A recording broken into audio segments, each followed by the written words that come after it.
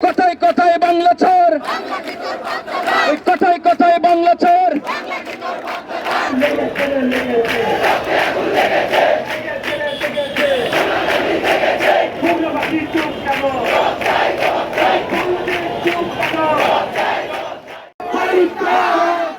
দেশব্যাপী সনাতন ধর্মাবলম্বীদের মন্দিরে হামলাসহ সব সাম্প্রদায়িক সহিংসতার বিরুদ্ধে আজ বগুড়া শহরের সাতমাথায় বিক্ষোভ সমাবেশ ও মিছিল করা হয়েছে।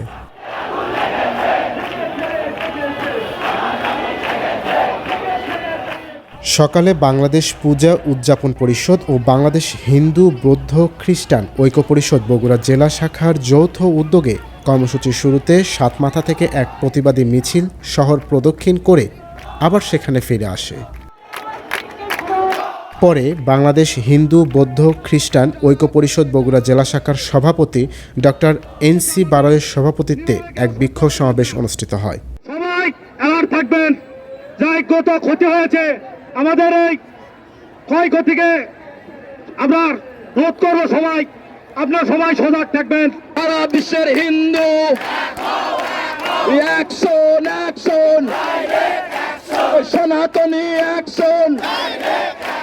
বেলা প্রায় 2:30টা পর্যন্ত এই দুই সংগঠনের প্রায় 5 শতাধিক মানুষ শহরের সাতমাথা অবরোধ করে রাখেন। এ সময় সাতমাথায় সব ধরনের যান চলাচল বন্ধ হয়ে যায়।